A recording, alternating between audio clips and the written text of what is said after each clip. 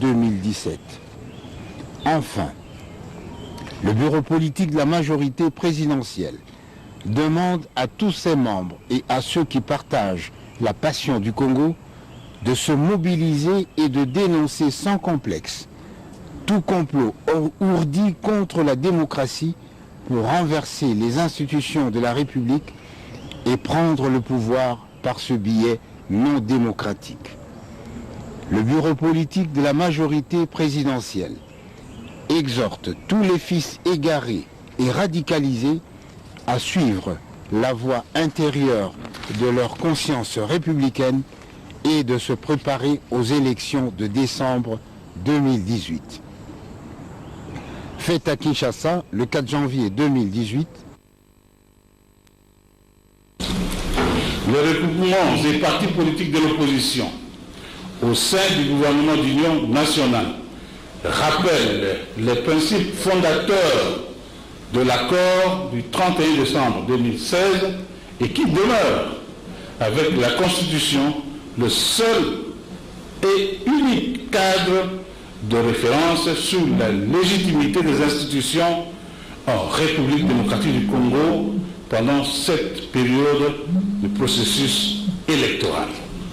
Primo, le président de la République en fonction demeure en place jusqu'à l'installation du nouveau président élu conformément à l'article 70, alinéa 2 de la Constitution.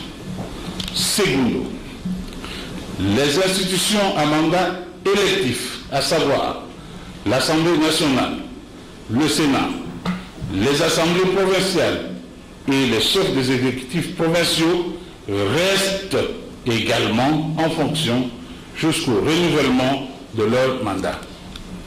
Tertio, enfin, le gouvernement d'union nationale, constitué de membres de la majorité et de l'opposition, a pour mission principale de conduire le pays aux élections libres, crédibles, transparentes et apaisées.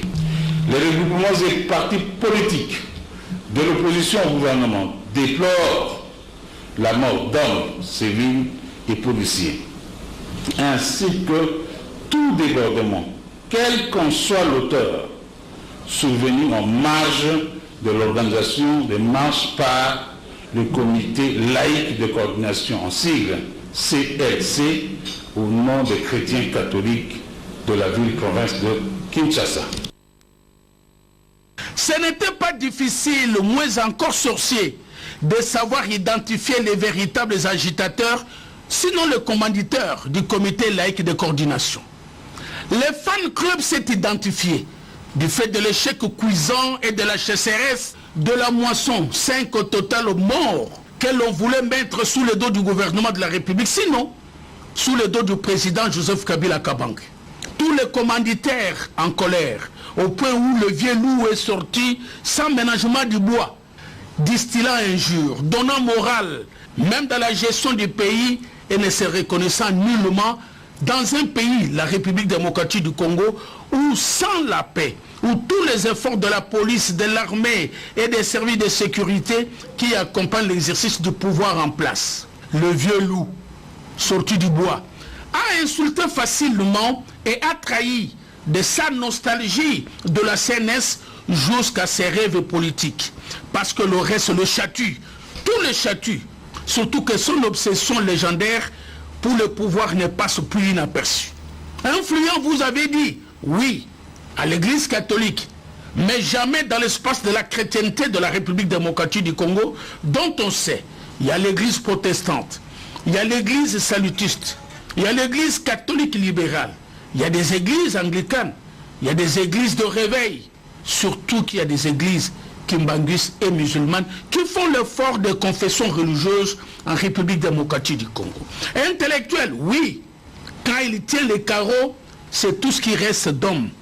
Voulais-je dire, c'est tout ce qui reste du vieux loup.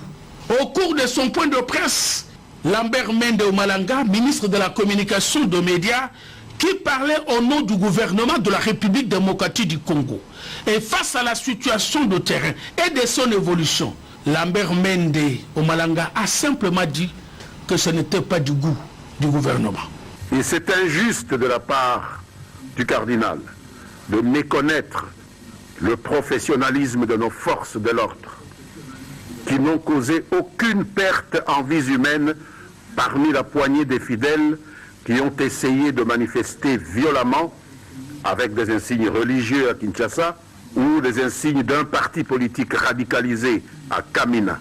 Quant aux terroristes et pillards qui ont, à leur manière, tenté d'instrumentaliser le flou que voulait créer le comité laïque de coordination le 31 décembre, c'est grâce à la bravoure de nos vaillants hommes en uniforme qu'ils n'ont pas pu s'aimer plus de désolation en ce jour fatidique du 31 décembre 2017. Leur sort mérité n'est pas à plaindre, comme l'est celui du policier Mafoufou Atanal, abattu au cours de l'attaque du commissariat dans la commune de Massina par une cellule des terroristes Kamwina Sapo ce jour-là, et sur le sort duquel son éminence le cardinal garde un silence assourdissant. Il est regrettable que le cardinal soit descendu dans les caniveaux en traitant ses adversaires politiques, puisqu'il veut faire de la politique, de dirigeants médiocres. De lui, on aurait attendu des épithètes plus policées. Mesdames, Messieurs, au sujet de cette accusation grossière de médiocrité, je tiens à vous dire que le gouvernement réaffirme qu'il n'a pas à rougir du bilan de ces 2 dernières législatures, qui est globalement satisfaisant, sauf si l'archidiocèse de Kinshasa peut citer un seul domaine dans lequel le pays a régressé au cours de ces dernières 15 années, même si ce n'est pas encore la panacée. En ce qui concerne la doctrine du dégagisme, les médiocres doivent dégager, a-t-il dit, auquel il paraît si attaché, le gouvernement rappelle que les pays arabes dans lesquels il a été expérimenté ne se portent pas mieux pour autant. Il n'y a qu'à voir l'état actuel de la Libye, si près de nous, qui a perdu jusqu'à son existence, et à juxtaposer son exemple à celui de l'Égypte, qui y a renoncé après l'avoir tenté et est en pleine renaissance depuis lors, pour s'en convaincre. Donc il ne suffit pas de faire dégager des gens pour développer un pays. Voilà, Bandoko Balandi, Tokolikia, Bolandi. Et puis Abisso, Motona Moto, parce que Tokela Teono, Nabar, Kuna Nabar, Balobibo, Naba Taxi, Balobibo, Nababis, Nasimandako, tout ça. Tolanda, Toluka, vérité et sécurité. Parce que vérité est têtu. Vérité est têtu. Attends, bon bien, un jour le Kobima. Peuple congolais, Bandeko Balandi, Inamoko Bolandi. Namoko na vani na yoki na table na vani na bimenini boye vraiment papa mosengo vraiment biso tozakande bango bankumu bango basage lokwa ndenge zaki ba nani ba papa Tshisekedi ba ndenge lelo ba papa nani Gizenga bazali na ba mususu bakenda mais bango nde bateaka biso balakisa biso histoire ndenge par exemple papa Lumumba depuis akenda n'est-ce pas Konde Lumumba depuis akenda tout premier ministre ya mboka na biso, n'est-ce pas? To comme on a monde là le baka na kataka enda monde o besoin na télé ma milieu mi ba tema moko azali wana tout ça. Voilà. Donc besoin na comme on a Gérard c'était et ceux qui souhaitent ndinga tema. Alors na mon donc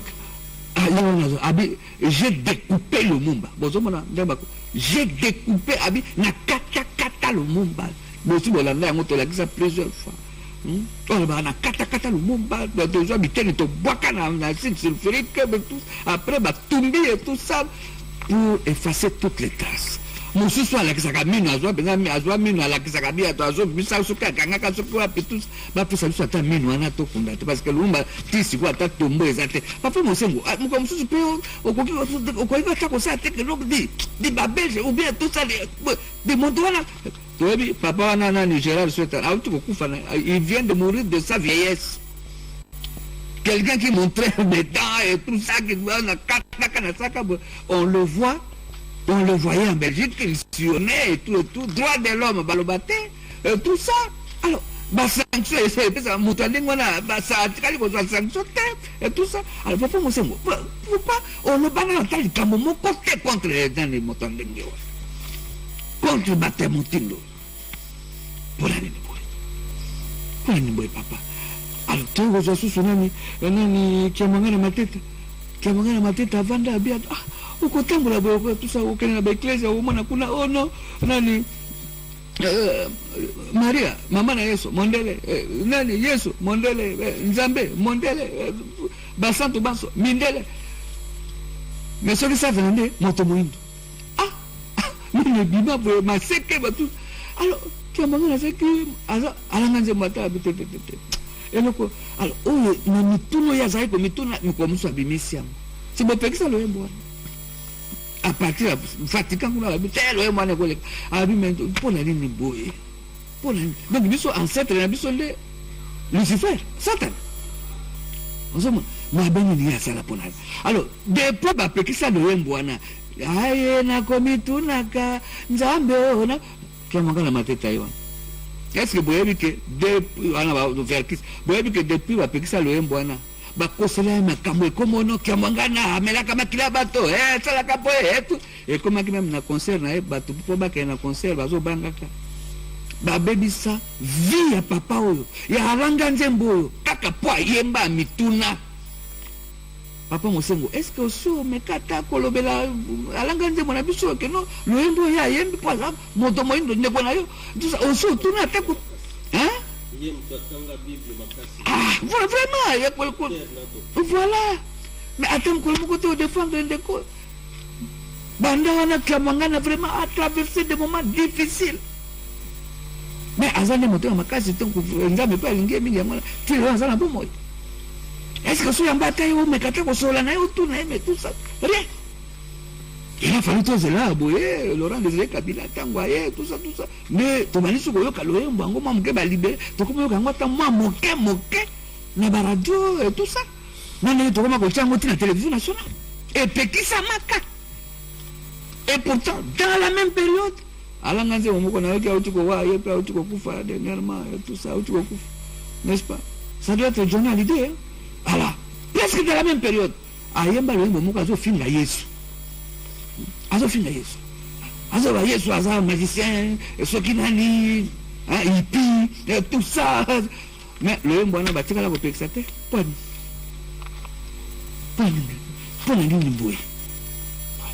Alors papa biso tona boseka na bino po bosaisaka biso vraiment po tolingi toyeba la vérité tolingi toyeba la vraie histoire voilà to défendre la bonne cause n'est-ce pas. Et ça fait que nous, le combat impérialiste, tout ça pour peuple agneau quoi manque.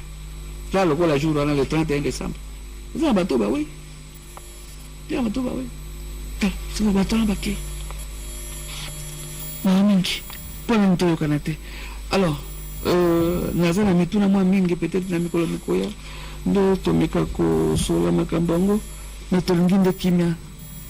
Ndenge ndeko alobe papa zonga sima mwa sima ososola donc bon meka kosola bino na bino bankumu bana mboka tout ça pour kimeza là vraiment tout na mboka na biso tout ça na bomoko tout ça makasi bah c'est quand to pesa maloba bon ba bilili mususu na tokotala na mikolo mikoya to pesa maloba na invité na biso ami balé son excellence Ferdinand Kambere le Grand Nord, au nord Kivu, n'est-ce pas? Banane la bango banande. Pour tato bandande, bamsus banande. Et ça banande to bandande. Banande. Banande to baira. OK. Ça dépend à chaque auteur. OK. Bango bazona na Nord Kivu, beaucoup plus na Nord Kivu. Beaucoup plus na Nord Kivu. Et na Nord Kivu au nord du Nord. Donc voilà, au nord du Nord. Oh, avec le Grand Nord. Si on bâtit le Grand Nord, surtout à partir de Tango Rébellion Kotaka, et Zui Kombouana, il y a beaucoup ça. Alors, tu as dit que tu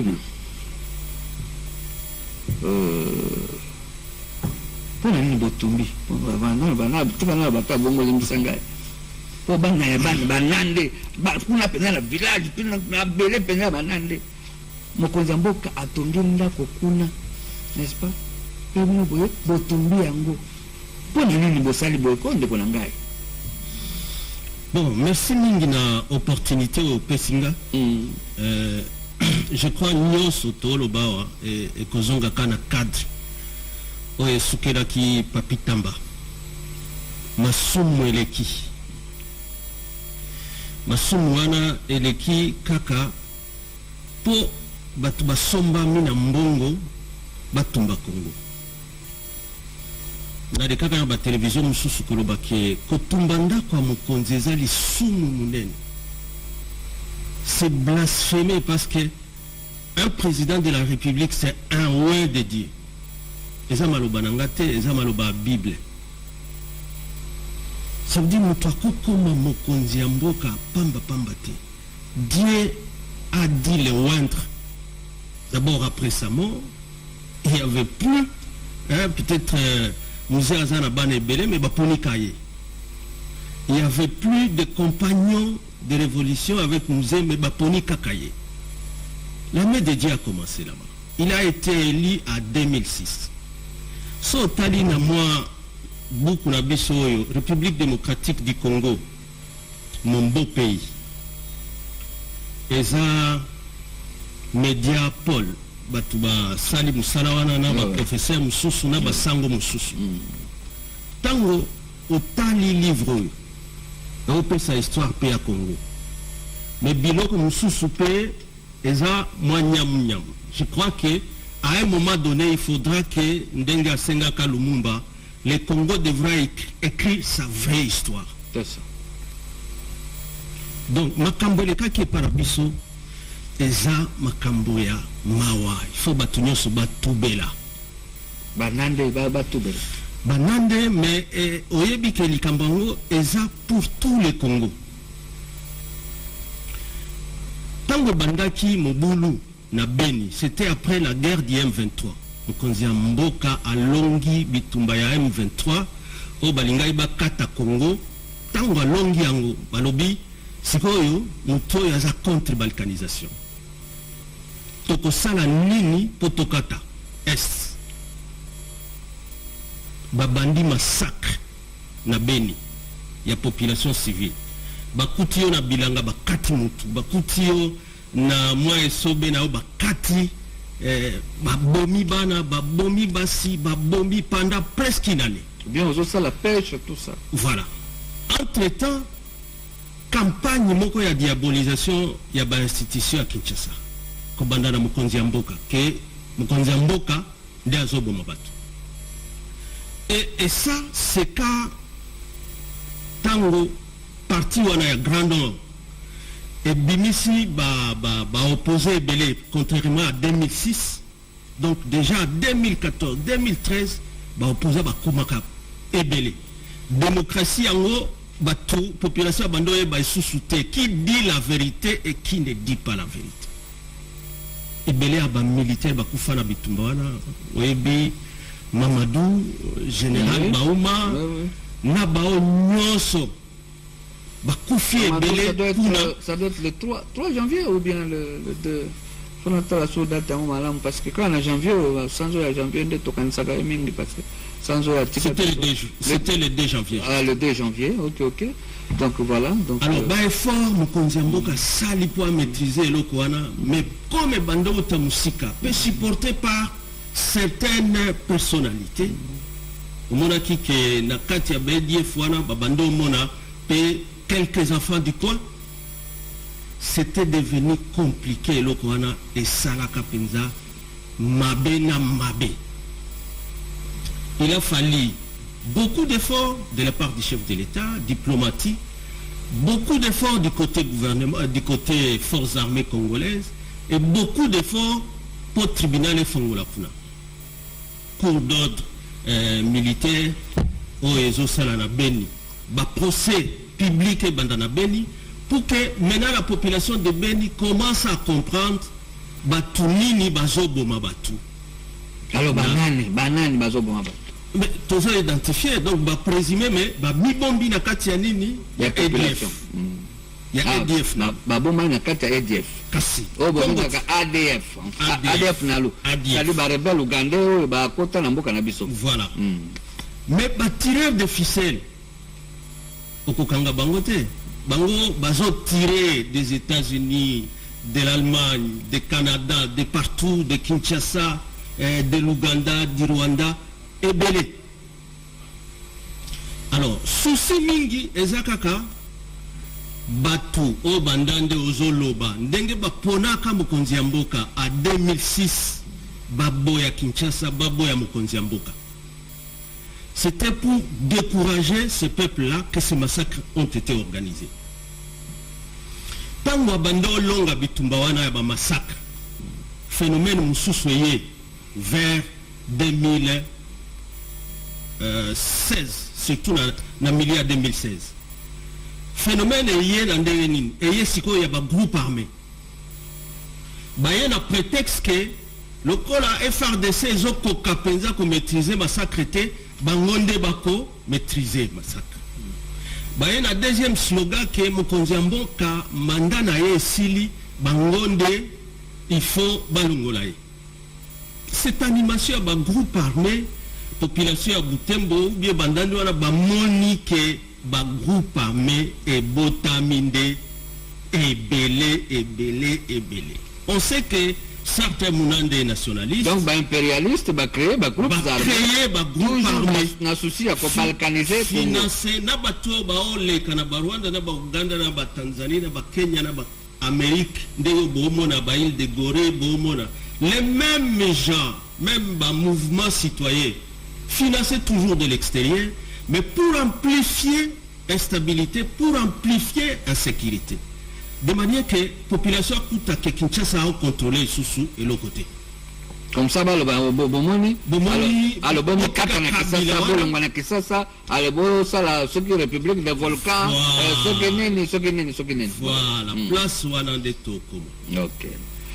Donc, si on a et puis, on a bande de tokoli qui a boyé bien go to citoyen ça nous tant tokene ba toyoki ba la kisimiso na basage ba bi projet ya ba impérialiste.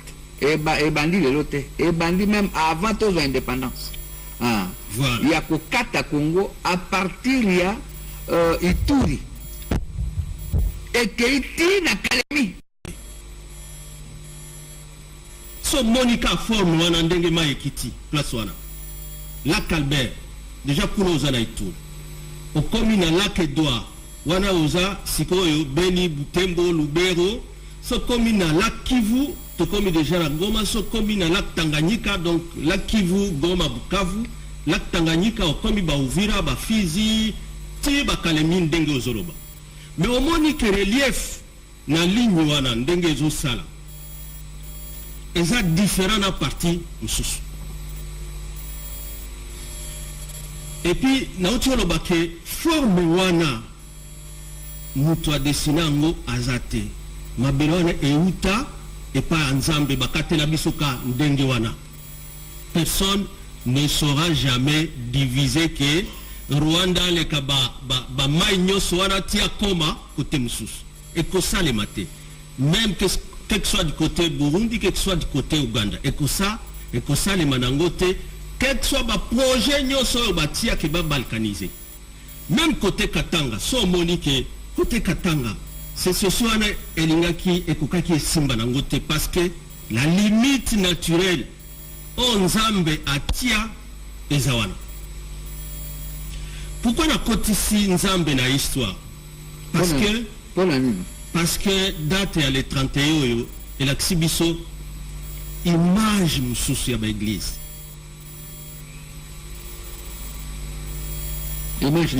Image au monarque, on se sert des chrétiens innocents et on veut les mettre comme un bouclier humain. Parce que ma maman légionnaire, même si on l'a taliputa Maria, Zoapé chapelet, Totambola. Mais est-ce que si maman a un objectif bazana? On utilise simplement Bozo chapelet, la taliputa. A type moi au monde na église mais pas on me na marche kosala nini kosala coup d'état insurrection populaire. Est-ce que moment wana tango kotaka na église azalaka zoluka nzambe ou bien azalaka zoluka asala insurrection populaire te yamona lobi que nzambe l'histoire du Congo, il faut que les gens sachent que ça pays à Bilaka l'hymne national de l'OBP et ça va l'obanangate je ne suis pas un éliminé et ça ka ba hymne na biso bon le quoi toza na télévision papa au moins mbonga ezo comme que na biso lombangu alors na mukuse parce que hospitali likambo situ wana bien intéressant makasi oya triangle voilà n'est-ce pas na commander place wana voilà si soko oko permettre ouais pour parler de l'origine parce que ba msusu balobaka ba origine première population ya Congo ezala ba pygmée ba boshima siko ba bantu baye ba bengani bango et puis au city ça vers 15e siècle, 14e siècle. Nous sommes les histoires à Congo. Histoire à Congo, kotande na Bible. Joie, verset 21, Genèse. Tanga de 9, ba pasteur Bazali, ba sango wana, bazana, livre wana. Nakamwendenge oyebsinga ke loembo ya Verkis, ba pekisaka. Quand il s'est demandé, mutu mwindu wa utawapi. Oui, ba pekisaka yango. Mais ba komona wana ke Abraham, dans ce verset-là, Abraham a joué des promesses de Dieu par rapport aux deux enfants qu'il a eu. Ils ont une histoire. Première promesse, c'est avec Isaac, qui est considéré que Isaac, yende akosala progéniture, yende ako multiplier mutu, donc yende ako asseoir kombo na yo. Mais oyo balobaka ki azalaka mwana ya égyptienne.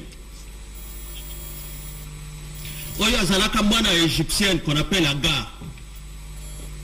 Dès qu'on dit africaine, ça signifie dès qu'on dit égyptienne, ça signifie déjà noir. Donc mwana wana ya Agar. C'est ça l'origine. Soit disant si nous allons déjà dans la Bible. Et alors à partir il y a mwana ya Agar. Lorsque, à la fin, l'enfant voulait mourir, Nzambe a tindelié maloba, yo qui crie à mwana wana noir, l'enfant noir. Bamsous bamemakaye na arabité, en Afrique, parce qu'on dit c'est la fille de l'égyptienne. Or, à l'époque, Abraham s'auto-situé en Ezamusika na nyoso. L'Égypte, ça supposait que c'était toute l'Afrique. Alors, l'enfant là, yeba pone la yende. Dieu, il a fait un engagement. Toi, mais la moi, c'est bouquet. Parce que maintenant, quand ça que nous tolobaka makamba Congo, et là, biso moko. Et puis, tant que tolobaka makamba impérialiste, mindele baza ba sama bete. Ils appellent beaucoup mindelo bazaka balandela pe makamba Congo pour moi la bazolo ba pe vérité, ba vérité mususu peut-être bande wala mama mindele et shokaka bango. Le quoi mondelo bandeko. Bowo kama kamondele bazo révéler pe na mondele mususu sakoya ko bakisa mwa moke na élément oyo. Na concours la technique tolanga. Donc tolobaka ngo na Congo histoire mindele ba ba soma bete. Mais peut-être ba ya mabende baleki ba ike. N'est-ce pas? Alors peut-être la mala montrer bazaka manga mingité. Alors mais ba oyo bazaka na souci pe ya biso ba congolais. Oh balingaka biso na kati na bango biso ba ina mona tolingaka mindele mingi. Mais na côté na bango ndeko bolinga pe za ka ndenge mo te. Et pourtant biso banso bikela mona yawe tolingana po to chakimena mokili. Alors tozongiseli ndeko Kambere maloba. Oui. Ba témoignage net à mindele boy. Au monique mindele au moins il y a parmi eux batoyo bazana motema il y a qu'on reconnaître que baninga na bango ba puissance de bazo sala nyoso po est ya Congo za la déstabiliser. Voilà. Ba puissance de bazo sala nyoso que même Mobulu ba néo-colonialiste nde bazo sala bango. Ba néo-colonialiste wana e bandaki na Beri ba Lubero ba Masisi banini e comme na Kasai ba katabatu e comme na Bakongo siko awa à travers l'église tomoni pe on dirait après mon ensemi elingele kaisous une église catholique toujours les mêmes mindele donc ils ont témoignage et banana pygmée contre bantu voilà donc kuna wamekaki koinventer bakonflit ezala kamina sapo elo koma wana baboni bakimbangisa na soki na mongala eto bazoluka na evite soko otali bien omona donc okasa bazoluka soki se payer ça nini soki nini mais de toute façon, histoire est triangle. Voilà. De toute façon, plan ezala kaka va rendre ingouvernable. Instabilité éthique là. Comme ça, on peut trouver un prétexte que Kabila a zoko kanaete. Voilà. Ah, yango monaka ba olinga ba bouger kaka ba angle que non, les Nande contre le Hutu. Au moni Rwanda ezalaka Tutsi contre les Hutus. Bon, Katanga kuna pygmée contre ainsi de suite, même Beni okomona oba autochtone contre donc biloko ndenge wana. Mais ndenge tolobaki divisé pour régner. Oui. Ba luka ba fibre sensible comme dans les grandes villes ici. Il faut toujours dire non, bozana chômage, ba futa bino bien té, bino ba militaire pourquoi le foot mais baotonga armée baotonga pe police baotonga administration biloko nyo stock de na maponami à partir de yawana on revoit le système politique ensemble bamoni où est-ce que ça a été faible où est-ce que ça n'a pas été faible.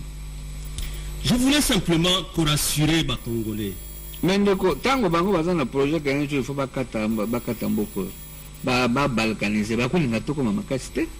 Justement, c'est pourquoi je voulais. Parce que c'est comme Makassi, balkanisation aussi mbaté. Alors c'est à nous, nous sommes Congolais, de tous avoir conscience que et c'est tout ça la ligne pour tout comme Makassi pour balkanisation et comme matin. Voilà. Oui. Voilà ndena olobana on rassurer que Congo est mboka bilaka. Mukonzi mboka kabila zape mwana bilaka fumunchi mwana bilaka fumunchi mwana bilaka donc so ezaka volonté ya kokata baboma batu basopisa makila ya batu po baloba ke non tosali mbeba to bomisa peut-être yango nde tina bango batu batu alors toganda kutuna village kuna musika na kisasa kwa marqué présent parce que voilà déjà symbole ya unité nationale ya unité justement moi je dis bango batinda batama pesa aliboke ndo tumbanda kuna hiyo za voilà c'est pourquoi nazoloba lushima ke Congo ezamboka bilaka c'est ça parce que ndenge nazobanda na Ishango wana comme triangle il y avait déjà une civilisation 20 000 ans avant Jésus-Christ na Ishango. Ça veut dire que Yesa Azamokolo, il fallait Sikoyo, on lui a donné, parce que Bilaka, à partir d'Abraham, Dieu a dit à ses fils noirs d'Abraham, je donnerai une nation. Et c'est la RDC. Moi, nana. La technique, c'est beaucoup, lancer ce tableau, na dessin, on a tout ça, le symbole, pour de quoi expliquer, pour le quoi télévision Zango. Voilà. Moi, nana, à Kotikura, parce que pas Nabiso, ezala Kambere mwana liboso no. OK. Kambere sikoyo so komina. Kambere ngolo bani. Premier fils. Ah OK. So komina place Ishango. Obazwaka mikuwa wana tilelo eza na Belgique. So kei bango ba ozwela ngombongo biso to ozwa ngote. Na musée ya Teriveren. Bazwango place wana na Ishango eza na Belgique. Alors moi Yami Balé et Zakamba parce que par abisso Zapé Kambale c'est le fils qui suit Kambere okay. Parce que na Ishango wana tobenga ka Isale Kambale zakambisi mo munene ah peut-être pas mbisi mais par abisso ezapela na musuni na ye voilà donc sikoyo excellence na sepela na musuni ya Kambale ya Kambale wana je blague seulement parce que m'a appelé l'équipe trop makamba makasi matos sekata moi moke na parenthèse wana oui mais siko na kamba nde azwaka mai nyoso ya Congo kamba ya Congo central voilà ya Congo central voilà okomona yeke nzambe apesi ke ba mai nyoso wana parce que na lobaki toza berceau de l'humanité Pourquoi? Parce qu'il y a deux bassins. Les bassins du Congo, ils sont des topés à Bango Nyonso Mai. Deuxième bassin, ils ont au bassin à Nil. Topés si Bango Nyonso Bandego Abachad, Baka, Égypte et ainsi de suite. Mais Nyonso, ils ont au Congo. D'ailleurs, l'Égypte, ceux qui Nil, les Akasute. Voilà. Donc, ce Congo tende Égypte. C'est ça. Donc, il fallait tout banande na Congo awa pour bamsusu pe ba profiter. Alors, okomona ke mai oyo kamba tozomela e utaka wapi na Lubumbashi. OK. Et ça les nini et ça les triangle oyo zo former unité. Ezo tana lwala. Oyo bazola kisabiso, na lwala ba eleki ba nkoro ba mo ba nyos tuana. So moni wana mai nyonso wana ba mai mususu ya ba Équateur ya ba Bandundu ya ba Kasai bango nyonso ba okota na fleuve. Et puis si net symbole oyo omonaka Dieu lorsque il s'adresse en train de sacrer Jésus-Christ atindinde mutunani apesa mai Jean-Baptiste.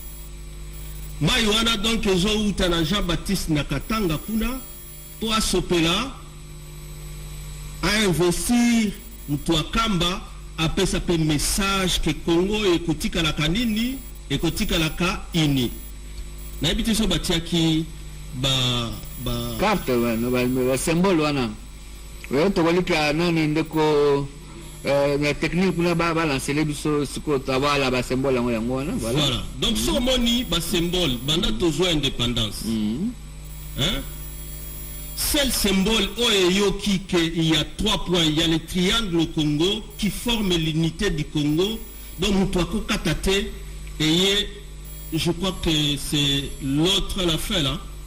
Ouais, à la fin le groupe ça siko voilà ba symbole wana mibale OK. Au Monique, il y a 3 loboko. Ou de l'est vers l'autre, et puis c'est par les eaux que ça s'explique. Donc, bassin abisso ya Congo, na bassin du Nil, et ça bisson de tozo salanini, tope sabatu nyonso bomoi. Voilà pourquoi nous sommes les berceaux de l'humanité. Et donc, quelqu'un qui voudra bien vouloir balkaniser, il sera contre la volonté de Dieu. Sorti à la déstabilisation. Et puis, ce qu'on a contre la volonté, il y a des conséquences dans le monde. Et vous avez madame Té, il y a un alobaki que à partir de Baosa et la Siko, les Kambobao Benga, laïque, catholique, laïque, c'est pas moi quoi. Moi je crois que spiritualité est Zamoko. Ezalaka ke biso awa tokenda ndeba Jérusalem kuna eza et pas à Isaac. Biso à partir d'Abraham c'est le fils d'Agar, le fils de l'Africaine. Ezande biso. Place batia pe mai apesa na batu nyonso ezande Congo. Batia bapesa pe richesse. So yeka na bolamu. Olingi ozana mbongo na yo, olingi ozwa or, olingi ozwa minerai, olingi mais tout ça mibeko ya mboka wana bakopesa olingi kozwa te mais olingi kosomba. Olingi kosomba parce qu'il faut ya comme investisseur. Voilà. Mais c'est comme yo somba nde bato lio ya on respecter mibeko ya mboka. Voilà. Nzambe ye moko akotelemela yo. Ingeta. Excellence tomoni au moins biloko yo. Soko bandango tala nyoso azo maka lokwa tozaka na introduction lokola tozo développer tout alors et c'est la kamko moko te alors tokolika moko msu to benga oli susu po ya okota na mozindo mais mingi oloba mewa o oloba mewa ntukoza ya mutia excellence pona lelo tokosenga yo loba suka liloba ya suka je crois que eza Congo to komi na niveau que totubela ndenge babengaka na Ninive donc ezala pas nanga et pas bandande ezala na Kivu na Nord Kivu nyonso parce que yebi même mot Kivu parce que tango yoka masisi ouais bunagana kuna esika balingaka mingi komona même ba M23 tango bakota bakangina no côté wana nde ba ali suko to négocier ba tout ça tango ba bon bolingi suko poto tika bitumba ba bo no so bongi to tika bitumba hein tanga papa na biso ba ci banda ba yo kende ko kutana kuna na Kampala na délégation na bango, n'est-ce pas? Abi poso bolinga to tika bitumba to déposer ba arme to signer cesser le feu, n'est-ce pas? Cesser le feu bango ba no proposé même il y a 5 ans, n'est-ce pas? Alors batik la biso, c'est-à-dire gouvernement le Kinshasa, donc gouvernement il y a biso par rapport bango pour le bango ba déjà parti wana monene côté Masisi kuna, n'est-ce pas? Peut côté un peu ba constab tout ça ici ba si ba kuna ki ba arme soki ya bitumba ba kosa na bitumba même il y a 10 ans bo mona ki yango, n'est-ce pas?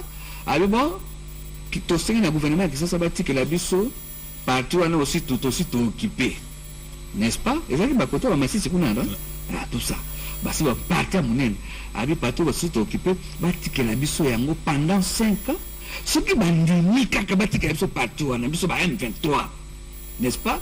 Pendant 5 ans, alors on a tondimi qu'on signe cesser le feu. Comme ça, tu vas vendre kimia, on va vendre kimia côté na bango. Vous savez côté, vous savez tout tu as autre chose, tu vas vendre pendant 5 ans. Alors après 5 ans, de tout coup dans les sous autour de la messe, pour tout sur la ressource. Au moins là, on peut ça que mon cousin boka kanda, ça m'a regardé. Boy, ça va ngo, tu peux ça ngo les tomates. Les amis ceux qui a une semaine, ceux qui sont va déposer la arme, alors parfois, bacha. Ah, ça lui va kukufa on va kotika batika ya weyo kaka o moto pelaki ba nani makenga potambango atika liko sulwa na bikoti na banini tout ça mboko eza ya bila kama boye bitango bitumane sila mokonza mboka kenda kuna babi ate o akenda nzela akende nzela kisangani akomna kisangani azumu tukaye moko ti akeko koma tiko te bitimbeza to babi atala bo atala bitumbo ebiso ne tolongi yango te eza nzambe. Donc les lobasuka na ubi batu mboko ya sole za mboka bilaka batu bela bao kosa bande konanga ke bakosa la bango royaume soki de Nande soki de Rwenzori na carte ndele to la kisiawa atamwa eteni ya mabele ekokende epaite yes tolata bilamba ya mawa comme Ninive nzamba koyokela biso to batela mboko oyo batu mingi ebele bazolula balingi bakata biteni bakokakate. Il fallait que mokonzi ya mboka aya andima dialogue tilelo azondima dialogue batu bafanda to tubela batu bayokana mboka na biloko nyonso eza na kati eza nzambe nde apesa ingeta na ebite soki toza na problème moke nino na banza bozomona bino moko la résolution de la crise à l'est de la RDC Congo, RD Congo, voilà, et de la RDC, la RD Congo. L'agenda caché de la communauté internationale. Voilà, journal Le Télégramme du Congo. L'agenda caché de la communauté internationale par rapport à la résolution de la crise, n'est-ce pas, à l'est de la République démocratique du Congo. Alors,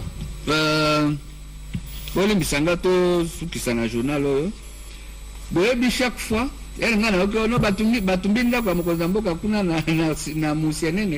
côté à Butembo, tout ça na Nord Kivu, na Nord et Nord Kivu, et pas Banande, il y a résistant, tout ça. Alors, pour la Niniboé, alors, so botaya bande ko na journal La République, confidence d'un Américain, Masisi et Rutshuru kaka bakotango, Masisi et Rutshuru perdu. Bande ko boy ka histoire muke dans une chance il y a cause na délégation il y a maman Olive wana keko fêter anniversaire na ye bamsu bakenda ona poto tout abia keko fêter anniversaire na ye na Goma nazaki parmi bao bakende ko tozaki na comédien tout ça bamuyombe gauche banani tout ça toki alors namuna kama mukolo tozo na Kisasa namuna dumoko ya pisa papa chuma le journal et tout ça mutu moka expliquer ba do solo congolais ndeko la pso congolais mais ya Kasai ya dans la wa composer kabe ya ne boya mona tune kombo azo dire mo ka pesi na a dit tout ça. Bon, Mounier, nous pouvons battre que ça a eu des pèses, tout ça. Non, c'est vrai, mais tout ça, c'est déjà perdu, Massissi et tout. L'Américain, je vous dis, c'est vrai, mais tout ça, c'est déjà parti. Non, s'il vous plaît, papa, c'est pas vrai. C'est pas vrai. Tu as dit débat, l'aéroport et à Goma. D'accord, tout ça n'explique. Ah, papa, non, si l'aéroport de Goma, si Massissi et Retour sont déjà perdus, arrachés et tout ça à notre pays, alors toutes ces radios du monde n'en parlent pas. Et même ici à Goma, on n'en parle pas. Il y a des chaînes de télévision ici, il y a des radios, n'est-ce pas? Et la télévision nationale n'en parle pas. Et tout ça. Alors comment expliquer ça? Tu après, tout ça, tu n'as qu'à avions, la discussion, c'était donc une fausse information. Et puis, parce que on dirait on dit Mindele va surveiller un mouvement. On dirait qui c'est ça? Pas moi que nous battons qui c'est ça, bah éming, c'est tout. Na mokonzi mboka ou bien na moi c'est bien na tout ça ou bien ba konzi moko ba utia ba kena ba côté